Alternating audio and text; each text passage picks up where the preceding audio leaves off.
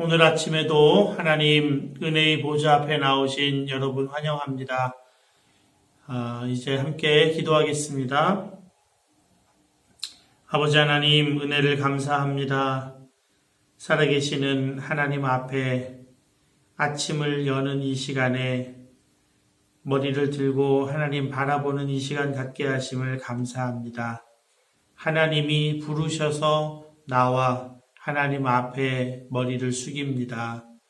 하나님 경외하며 하나님 어떤 말씀을 하시든지 순종할 마음을 가지며 하나님께서 보호하시고 인도해 주실 것에 대한 믿음을 가지고 저희들 이 앞에 나왔습니다. 하늘의 신령한 복으로 우리를 충만케 해주시고 성령의 밝은 조명 가운데 진리의 말씀을 듣고 진리의 말씀을 깨닫게 하셔서 우리 속사람이 강건하게 되어 오늘 하루도 하나님 놀라우신 인도하심 속에서 살아가는 저희들 다 되게 주장하여 주시옵소서.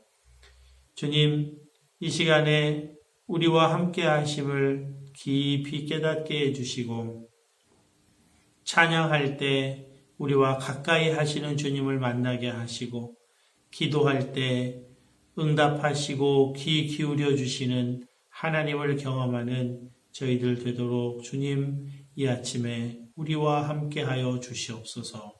예수님의 이름으로 기도합니다. 아멘. 찬송가 89장 함께 찬송하겠습니다. 찬송가 89장 함께 찬송하겠습니다. 샤론의 꽃 예수 나의 마음에 거룩하고 아름답게 비소서. 내 생명이 참 사랑의 향기로 간 데마다 풍겨나게 하소서. 예수 샤론의 꽃 나의 맘의 사랑으로 피소서.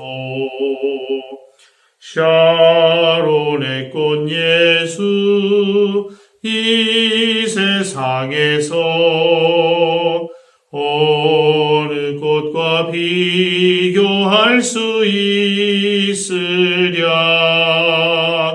나의 삶의 한결같은 은혜와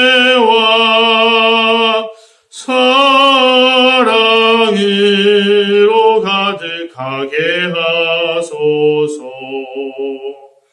예수 샤론의 꽃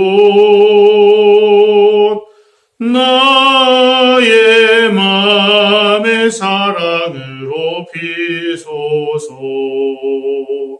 샤론의 꽃 예수 모든 질병을 한이 없는 능력으로 고치사 고통하며 근심하는 저에게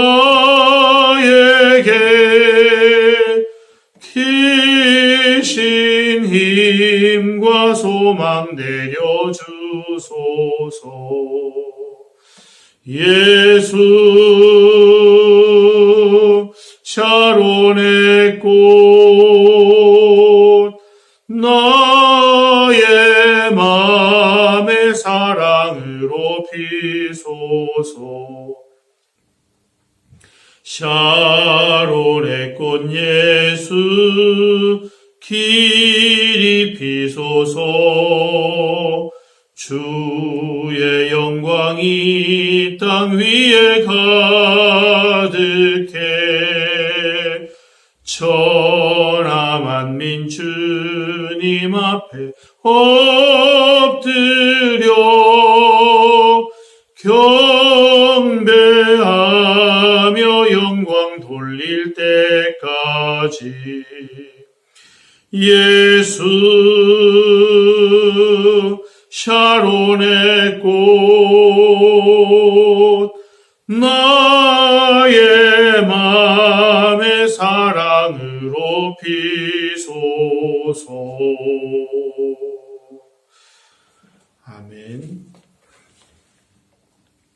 오늘 아침 함께 보실 하나님의 말씀은 먼저 잠언 9장 말씀입니다.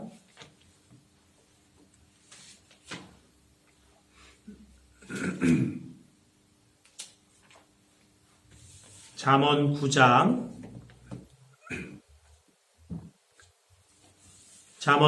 말씀을 제가 봉독하겠습니다. 여러분 경청해 주시기 바랍니다. 지혜가 그의 집을 짓고 7 기둥을 다듬고 짐승을 잡으며 포도주를 혼합하여 상을 갖추고 자기의 여종을 보내어 성중 높은 곳에서 불러 이르기를 어리석은 자는 이리로 돌이키라. 또 지혜 없는 자에게 이르기를 너는 와서 내 식물을 먹으며 내 혼합한 포도주를 마시고 어리석음을 버리고 생명을 얻으라. 명철의 길을 행하라 하느니라. 거만한 자를 징계하는 자는 도리어 능욕을 받고 악인을 책망하는 자는 도리어 흠이 잡히느니라. 거만한 자를 책망하지 말라. 그가 너를 미워할까 두려우니라. 지혜 있는 자를 책망하라. 그가 너를 사랑하리라. 지혜 있는 자에게 교훈을 더하라. 그가 더욱 지혜로워질 것이요. 의로운 사람을 가르치라. 그의 학식이 더하리라. 여호와를 경외하는 것이 지혜의 근본이요. 거룩하신 자를 아는 것이 명철이니라. 나 지혜로 말미암아 내 날이 많아질 것이요. 내 생명의 해가 내게 더하리라. 내가 만일 지혜로우면 그 지혜가 내게 유익할 것이나 내가 만일 거만하면 너 홀로 해를 당하리라. 미련한 여인이 떠들며 어리석어서 아무것도 알지 못하고 자기 집 문에 앉으며 성읍 높은 곳에 있는 자리에 앉아서 자기 길을 바로 가는 행인들을 불러 이르되 어리석은 자는 이리로 돌이키라. 또 지혜 없는 자에게 이르기를 도둑질한 물이 달고 몰래 먹는 떡이 맛이 있다 하는도다. 오직 그 어리석은 자는 죽은 자들이 거기 있는 것과 그의 객들이 스올 깊은 곳에 있는 것을 알지 못하느니라. 아멘. 이어서 시편 9편 말씀을 함께 보시겠습니다.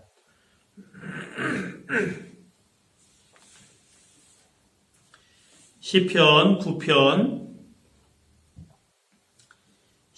9편 말씀 제가 봉독하겠습니다. 여러분 눈으로 함께 읽어주시기 바랍니다. 내가 전심으로 여호와께 감사하오며 주의 모든 기이한 일들을 전하리이다. 내가 주를 기뻐하고 즐거워하며 지존하신 주의 이름을 찬송하리니 내 원수들이 물러갈 때에 주 앞에서 넘어져 망함이니이다. 주께서 나의 의와 송사를 변호하셨으며 보좌에 앉으사 의롭게 심판하셨나이다. 이방 나라들을 책망하시고 악인을 멸하시며 그들의 이름을 영원히 지우셨나이다. 원수가 끊어져 영원히 멸망하여 싸우니 주께서 무너뜨린 성읍들을 기억할 수 없나이다. 여호와께서 영원히 앉으시며 심판을 위하여 보좌를 준비하셨도다. 공의로 세계를 심판하시며 정직으로 만민에게 판결을 내리시리로다. 여호와는 압제를 당하는 자의 요새이시요 환난 때의 요새이시로다. 여호와여 주의 이름을 아는 자는 주를 의지하오리니 이는 주를 찾는 자들을 버리지 아니하심이니이다. 너희는 시온에 행하신 여호와를 찬송하며 그의 행사를 백성 중에 선포할지어다. 피 흘림을 신문하시는 이가 그들을 기억하시며 가난한 자의 부르짖음을 잊지 아니하시도다. 여호와여 내게 은혜를 베푸소서. 나를 사망의 문에서 일으키시는 주여 나를 미워하는 자에게서 받는 나의 고통을 보소서. 그리하시면 내가 주의 찬송을 다 전할 것이요 딸 시온의 문에서 주의 구원을 기뻐하리이다. 이방 나라들은 자기가 판 웅덩이에 빠지며 자기가 숨긴 그물에 자기 발이 걸렸도다. 여호와께서 자기를 알게 하사 심판을 행하셨으며 악인은 자기 손으로 행한 일에 스스로 얽혔도다. 히가yon 셀라. 악인들이 수월로 돌아가며 하나님을 잊어버린 모든 이방 나라들이 그리하리로다. 궁핍한 자가 항상 잊어버림을 당하지 아니하며 가난한 자들이 영원히 실망하지 아니하리로다. 여호와여 일어나사 인생으로 승리를 얻지 못하게 하시며 이방 나라들이 주 앞에서 심판을 받게 하소서. 여호와여 그들을 두렵게 하시며 이방 나라들이 자기는 인생일 뿐인 줄 알게 하소서. 셀라. 아멘. 이제 시편 9편 말씀을 한 5분 정도 여러분 각자가 다시 읽으시면서 하나님 음성에 귀를 기울이시겠습니다.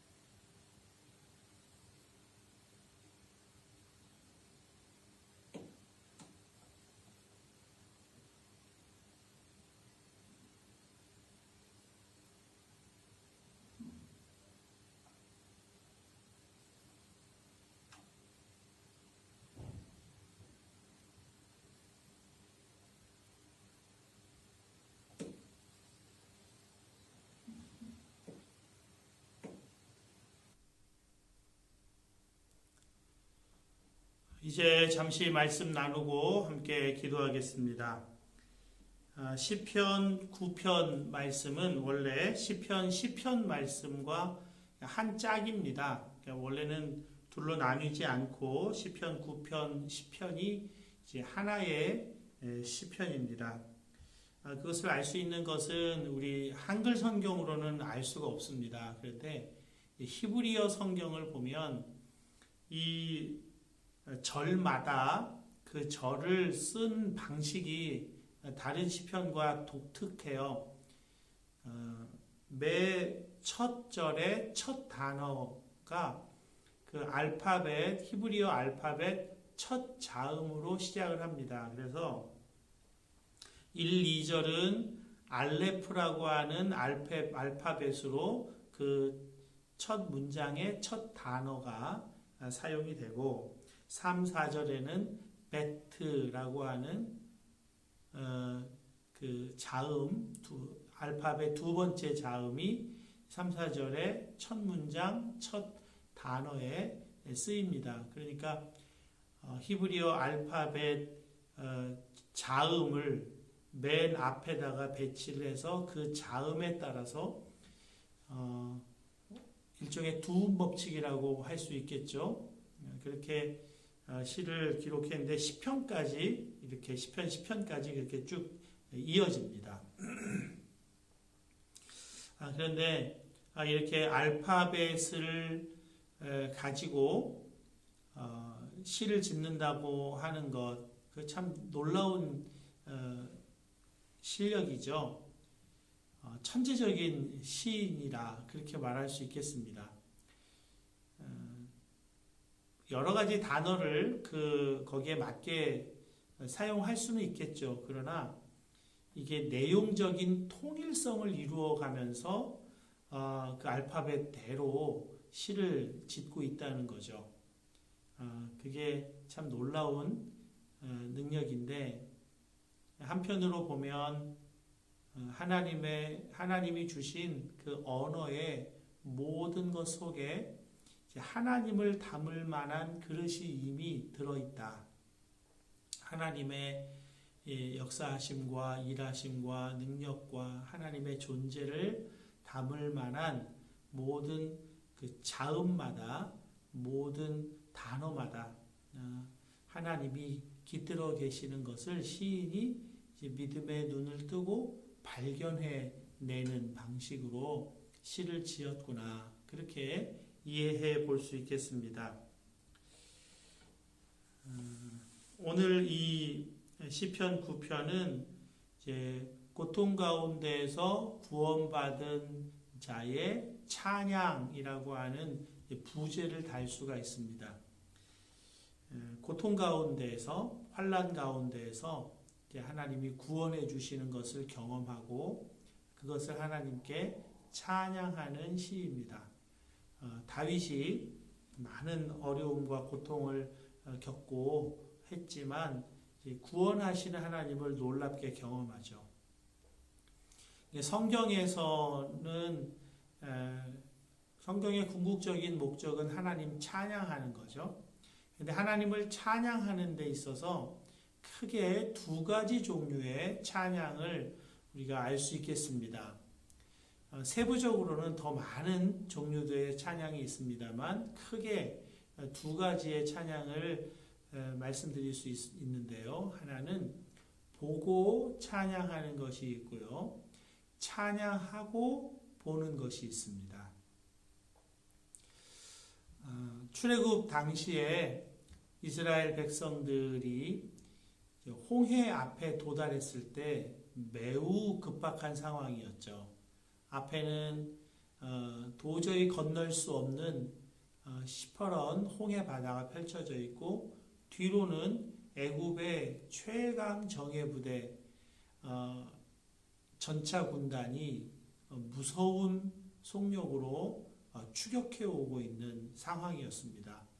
그때 모세가 지팡이를 홍해 바다 위로 뻗었고 하나님께서 그 모세의 지팡이를 통하여 홍해를 가르셨습니다.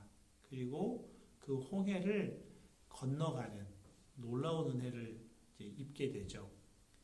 홍해가 갈라지는 것을 보고 건너갔습니다. 그리고 그 놀라운 구원을 경험하고 그 다음에 나오는 게 모세의 시, 또 모세의 누이 미리암의 시, 찬양시가 나옵니다. 그러니까 구원을 받고 찬양하는 이런 찬양시가 나오는 것이고요.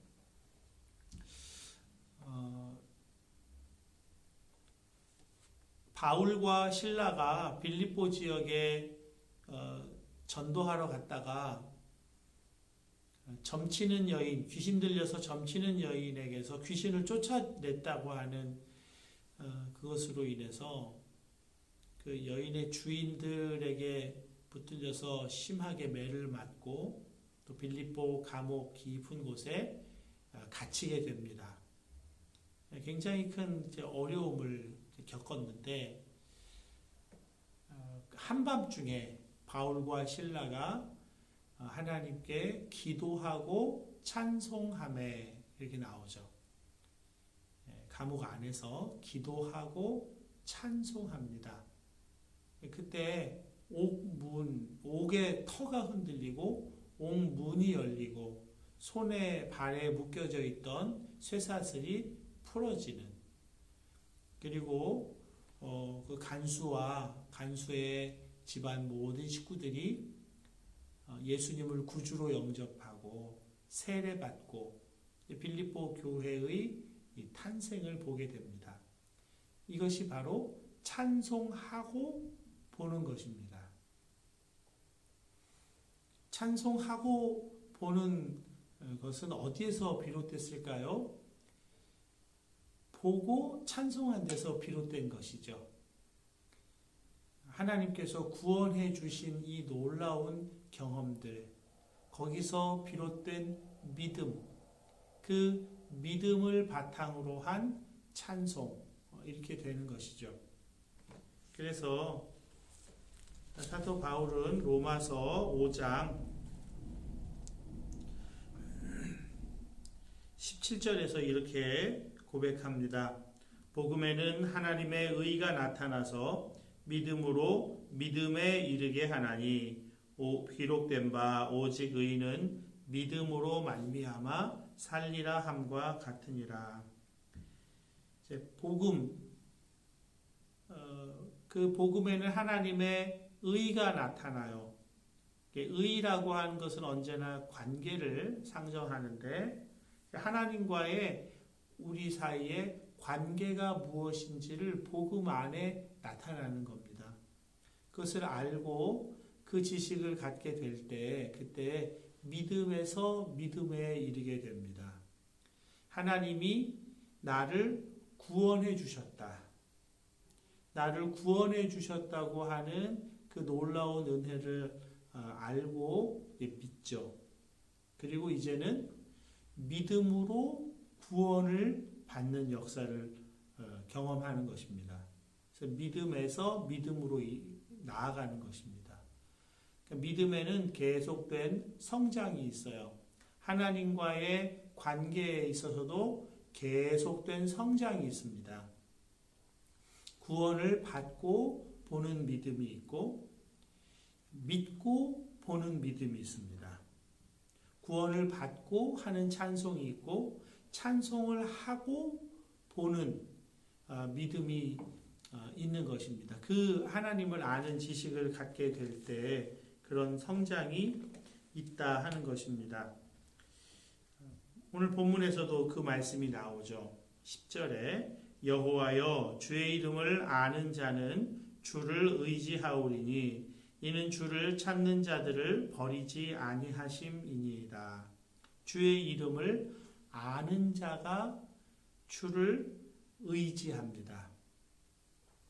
하나님이 어떤 분이신지.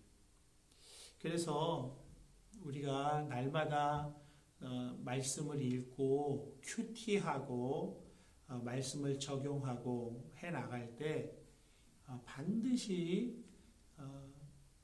계속해서 놓쳐서는 안 되는 것은 하나님은 어떤 분이신가? 하나님이 나를 위하여 해주신 일이 무엇인가? 그리고 나에게 명령하시는 것이 무엇인가? 그리고 나를 위하여 하실 일이 무엇인가? 그러니까 하나님의 사랑을 알고 그 사랑의 일이 무엇이었는지를 아는 것, 그런 것이 너무나 중요해요. 하나님 자신을 아는 것, 하나님을 아는 것, 하나님의 사랑을 아는 것, 하나님의 명령을 아는 것, 그런 하나님은 어떤 분이신지 아는 것이 너무나 중요해요. 이제 그때 하나님을 의지할 수 있는 마음이 생겨요. 믿으려고 노력한다는 것은 얼마나 어려운지 알 수가 없어요. 믿으려고 노력을 한다고 그 믿어지는 게 아니거든요. 그런데 하나님을 아는 지식을 갖게 되면 하나님이 믿어지는 겁니다. 하나님이 그렇게 하실 것이 믿어져요. 이스라엘 백성들이 하나님이 홍해를 가르고 건너게 하셨잖아요. 40년 광야를 지나면서 믿음의 성장이 있어요. 그래서 나중에 요단강을 건널 때는 제사장들이 율법궤를 메고 요단강이 아직 갈라지지도 않았는데 그때는 요단강 물이 그 강둑을 막 넘치는 물이 막 많을 때였거든요. 그때인데도 갈라지지 않은 요단강에 발을 담그자 요단강이 갈라지는 그런 놀라운 경험을 제사장들이 하죠. 믿음의 성장이 있어요.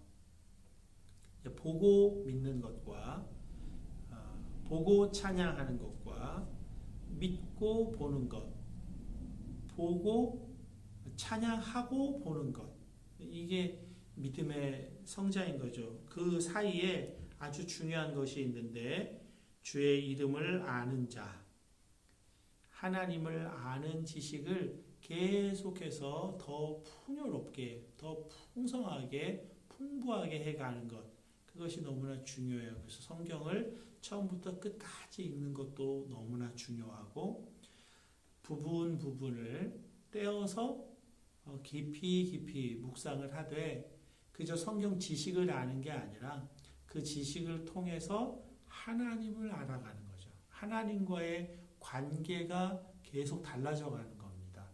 그게 믿음의 성장인 거고 찬송하고 놀라운 구원을 보는, 그래서 전천후죠. 고난 중에도 찬양을 하고 찬송을 할 수가 있어요. 찬송을 한다는 것은 속에 기쁨이 있다는 거죠. 그리고 믿음이 있다는 것이고 평안이 있다는 것이고요. 마음에 의가 이렇게 있다는 겁니다. 그것보다 더 귀한 것이 어디 있겠습니까? 우리의 생명을 풍요롭게 하는 데 있어서. 또 하나 알아야 할 것이 있는데요. 본문 19절, 20절입니다. 여호와여 일어나사 인생으로 승리를 얻지 못하게 하시며 이방 나라들이 주 앞에서 심판을 받게 하소서. 여호와여 그들을 두렵게 하시며 이방 나라들이 자기는 인생일 뿐인 줄을 알게 하소서. 자신이 인생일 뿐임을 아는 것, 이것이 또 너무나 중요해요. 이것은 모두가 다 알아야 할 지식입니다. 그런데 이제 구원받는 하나님의 백성들은 자신이 인생일 뿐임을 알아요. 그래서 하나님 의지하고 그래서 구원을 받거든요. 근데 이방 나라들은 자신들이 인생일 뿐임을 몰라요. 그래서 그걸 알아야 된다, 알게 하소서, 이렇게 간구하고 있는 것입니다. 인생이 무엇입니까? 그 호흡이 코끝에 있는 자, 이 호흡이 딱 끝나면, 멈추면 그저 한 줌 흙으로 돌아가는 자, 아무런 가치가 없는 자, 그런 자가 인생이죠.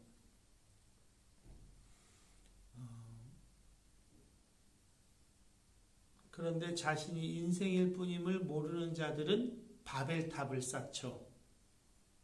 천년만년 살 수 있는 것처럼. 그리고 하늘보다 하늘에까지 닿게 하려고 해요. 그래서 하나님과 경쟁해요. 하나님보다 더 높아지겠다. 하나님처럼 되겠다. 그게 인생일 뿐임을 모르는 자들이 갖게 되는 교만이죠. 인생일 뿐임을 아는 것, 그것은 하나님의 구원을 얻고 누리는데 너무나 중요합니다. 사도 바울이 그것을 깊이 알게 된 사건이 있죠. 고린도후서 12장 7절에서 10절입니다. 고린도후서 12장 7절에서 10절 제가 말씀을 봉독하겠습니다.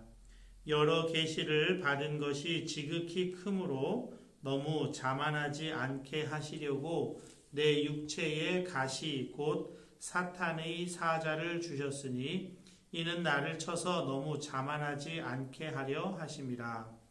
이것이 내게서 떠나가게 하기 위하여 내가 3번 주께 간구하였더니 나에게 이르시기를 내 은혜가 내게 족하도다. 이는 내 능력이 약한 데에서 온전하여 짐이라 하신지라. 그러므로 도리어 크게 기뻐함으로 나의 여러 약한 것들에 대하여 자랑하리니 이는 그리스도의 능력이 내게 머물게 하려 함이라. 그러므로 내가 그리스도를 위하여 약한 것들과 능욕과 궁핍과 박해와 곤고를 기뻐하노니 이는 내가 약한 그때의 강함이라. 하나님의 능력이 그 약한 데에서 온전하여 진다고 말씀하고 있습니다. 왜 약한 데서 온전해질까요? 사람은요, 언제나 이 죄성이 너무나 강해서 하나님 없이 하나님과 독립해서 살고자 하는 이 끊임없는 자아의 충동이 있습니다.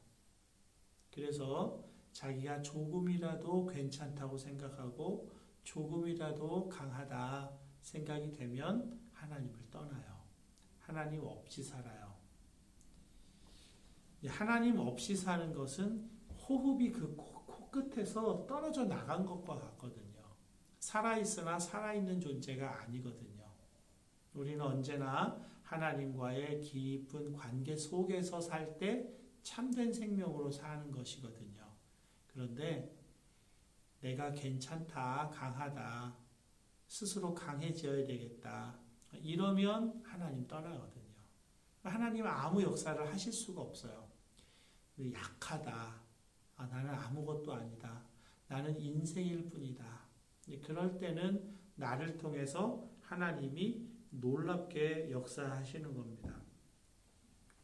그리스도의 능력이 내게 이렇게 머물게 되는, 나를 통하여 그리스도의 능력이 나타나게 되는 거예요.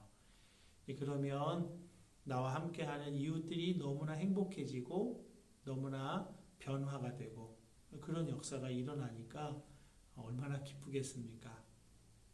그래서 나의 약한 것을 자랑하노라 그럽니다.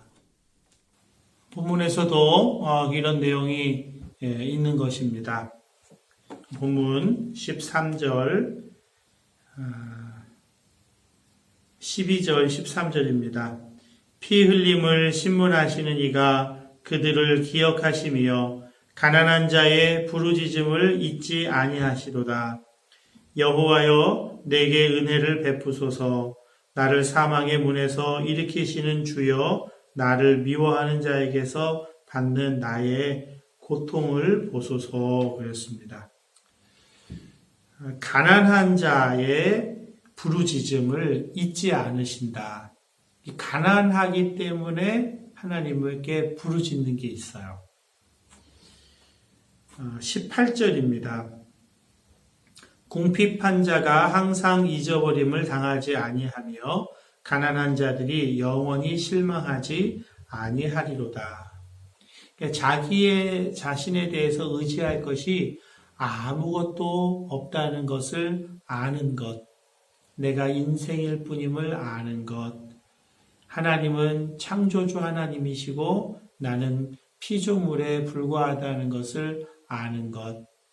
그래서 하나님을 하나님 되게 해드리는 자, 그 자가 하나님의 놀라운 구원을 받고 은혜를 누리게 된다 하는 것입니다.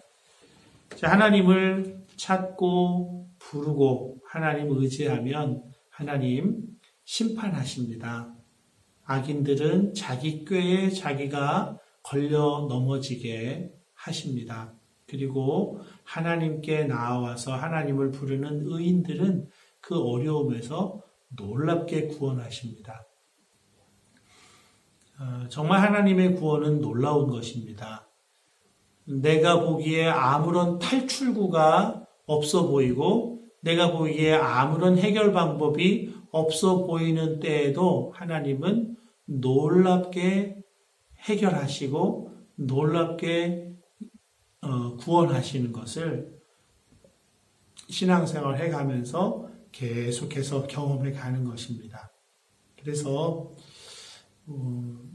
저와 여러분이 보고 믿는 믿음에서 믿고 보게 되는 믿음으로 믿음의 계속된 진보가 있으면 좋겠습니다.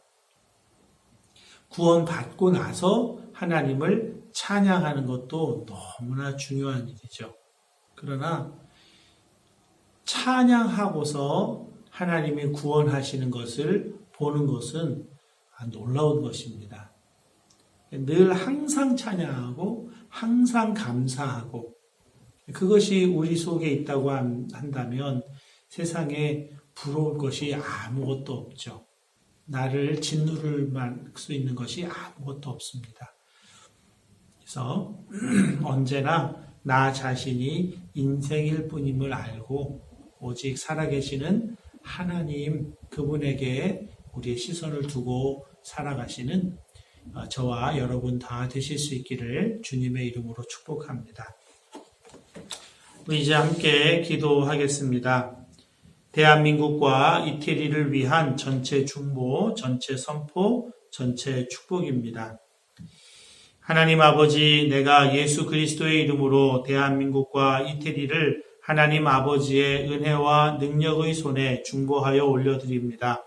하나님 받으시고 인치시고 대한민국과 이태리를 구원하시고 대한민국과 이태리 국민 가운데서 이름이 거룩히 여김을 받으시옵소서. 대한민국과 이태리에 임하셔서 통치하심으로 그 땅에서 어두움의 영을 묶어버리시고 대한민국과 이태리 국민들의 영혼을 풀어 자유케 하시며 저들이 자유로운 영혼이 되어 예수 믿고 구원 얻으며 하나님의 사랑과 은혜와 복주심을 누리게 하시고 하나님을 찬미하는 친백성을 삼아 주옵소서. 저들을 향하신 구원의 뜻을 이루어 주시옵소서. 할렐루야. 아멘. 이제 내가 만왕의 왕이신 예수 그리스도의 이름으로 명하노니 대한민국과 이태리에 있는 어두움의 영은 묶일지어다. 내가 예수 그리스도의 보혈을 대한민국과 이태리 국민의 영혼에 뿌리노라. 대한민국과 이태리 국민들은 더 이상 너의 소유가 아니라 예수께서 핏값으로 사서 하나님께 드리심 받은 영혼들이라. 예수의 이름으로 명하노라. 그들을 내어놓으라. 그들을 풀어놓으라. 그들을 자유케 하라. 할렐루야. 아멘. 이제 대한민국과 이태리의 영혼들은 예수 이름으로 자유케 될지어다. 사단의 매임에서 놓일지어다. 자유케 되어 예수 믿게 될지어다. 예수 믿고 구원받게 될지어다. 구원받아 하나님의 사랑과 은혜와 축복을 알게 될지어다. 하나님을 찬양하는 하나님의 친백성이 될지어다. 할렐루야. 아멘. 대한민국과 이태리 국민들의 구원을 이루실 하나님을 찬양합니다. 놀랍게 이루소서. 예수님의 이름으로 기도합니다. 아멘. 내일 있을 주일 예배를 위해 이제 기도해 주시기 바랍니다. 내일 어버이 주일인데요. 하나님 큰 은혜를 예배 가운데 우리 각자에게 부어주시도록 한국에서나 이태리에서나 영상으로 함께 한마음으로 하나님 예배하도록 주장하여 주시옵소서. 이렇게 기도해 주시고요. 이 땅을 하나님 고쳐주시라고 기도해 주시고, 연약한 자, 또 연로하신 분들 하나님 생명싸개로 감싸 주시옵소서. 방역당국, 의료진 하나님 지켜 주시옵소서. 함께 모여 예배할 날을 하나님 속히 열어 주시옵소서.